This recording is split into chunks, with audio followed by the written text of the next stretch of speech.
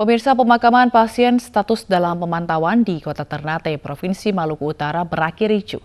Kericuhan terjadi karena peti jenazah nyaris terjatuh.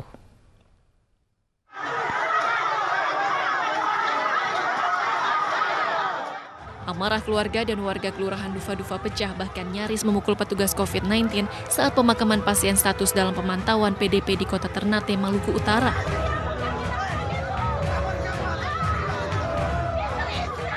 Kericuhan terjadi saat petugas COVID-19 hendak memakamkan, tiba-tiba peti jenazah terlepas dari tangan petugas hingga nyaris jatuh.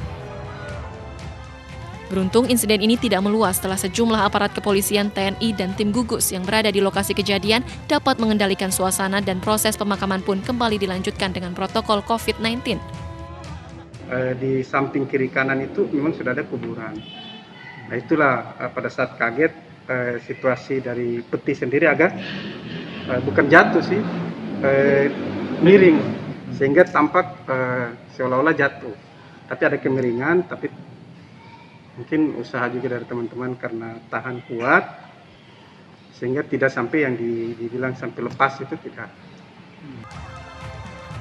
Sebelumnya, jenazah pasien dalam pemantauan yang dimakamkan ini telah dirapid test dan hasilnya reaktif. Sedangkan hasil tes swab masih menunggu, namun pasien telah meninggal dunia di Rumah Sakit Rujukan COVID-19 RSUD Hasan Bossori, Ternate.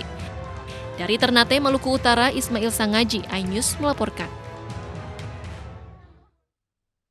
Menteri Agama Fakhrul Razi telah menerbitkan Surat Edaran Nomor 15 Tahun 2020 tentang panduan pelaksanaan kegiatan keagamaan di rumah ibadah selama masa kenormalan baru. Beberapa daerah akan langsung memulainya dalam waktu dekat. Salah satunya adalah Kabupaten Tangerang yang akan membuka kembali masjid dan musola untuk sholat berjamaah mulai besok.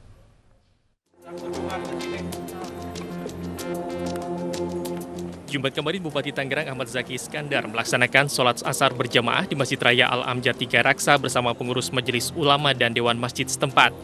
Pembukaan sarana ibadah ini sebagai tahap awal untuk menyambut new normal dan berakhirnya masa PSBB tahap 3 di Kabupaten Tangerang, Banten. Rencananya 1.000 masjid dan musala di Kabupaten Tangerang akan kembali dibuka untuk sholat jamaah mulai esok hari. Kalau di masjid kita bisa hitung orang beribadah itu tidak lebih dari 30 menit. Kalau sekolahan kan bisa berjam-jam, apalagi kalau ke mall. Ya. Masyarakat kita juga jangan setelah ada pelonggaran di tempat ibadah ini menjadi euforia. Nah ini masyarakat juga harus memahami dengan tingkat kedisiplinan yang tinggi untuk kaidah-kaidah baru. Cara kita beribadah nanti. Sementara itu, Menteri Agama menjelaskan izin penyelenggaraan ibadah berjamaah di fase new normal tidak akan bergantung dengan kondisi lingkungan. Rumah ibadah yang berada dalam zona merah bisa menyelenggarakan ibadah berjamaah asal memenuhi persyaratan.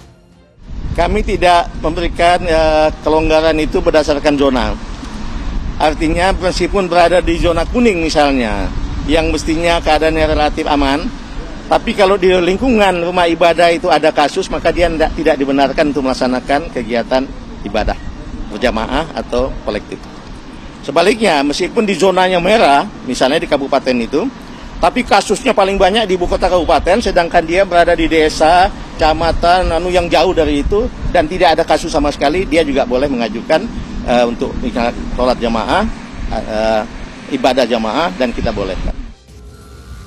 Dalam surat edaran Menteri Agama Nomor 15 Tahun 2020, ada 9 syarat yang harus dipenuhi warga untuk beribadah bersama di rumah ibadah. Selain harus dalam kondisi sehat dan memiliki surat bebas corona, warga wajib menggunakan masker, cuci tangan sebelum masuk rumah ibadah, tidak berjabat tangan dan tetap menjaga jarak. Anak-anak dan lansia juga tidak diperkenankan ibadah berjamaah. Tim Liputan iNews melaporkan. Sementara itu, Gereja Katedral Jakarta memastikan belum akan menggelar ibadah selama pandemi.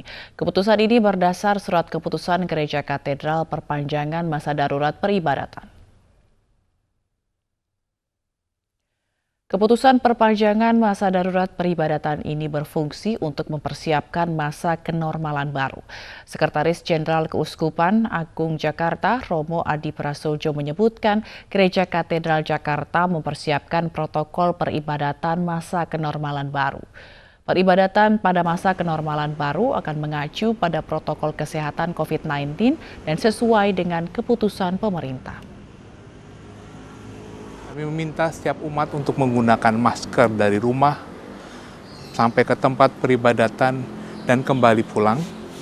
Juga kami menyiapkan jadwal misa yang diperbanyak karena mengandaikan bahwa adanya kapasitas yang terbatas dari umat dengan memperhatikan physical dan social distancing. Kami menyiapkan juga termogan untuk memastikan kesehatan, tempat cuci tangan, dan juga persiapan para pelayan liturgi yang melayani umat. Ratusan warga memadati Puskesmas Bantar Kaung, Brebes, Jawa Tengah untuk mendapatkan surat keterangan sehat. Surat tersebut akan digunakan untuk mengurus surat izin keluar masuk agar bisa kembali ke Jakarta.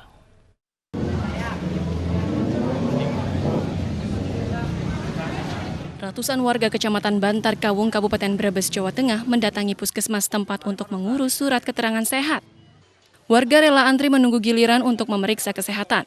Mereka yang datang merupakan warga perantauan yang bekerja di sektor informal di ibu kota. Buat surat keterangan kesehatan. Mas mau berangkat kemana rencana?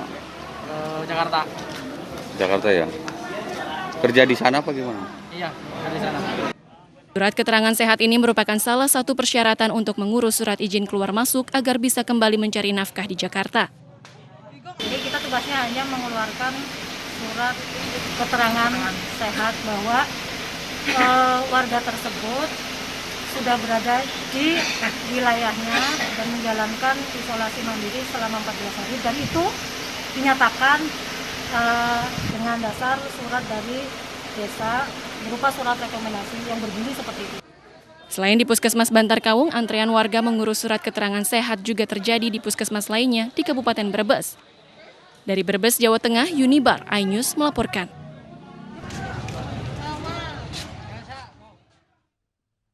Pemirsa, mari kita dukung para pejuang kemanusiaan dengan peduli melawan penyebaran virus corona. Bantuan bisa disalurkan melalui rekening yang tertera di layar televisi Anda.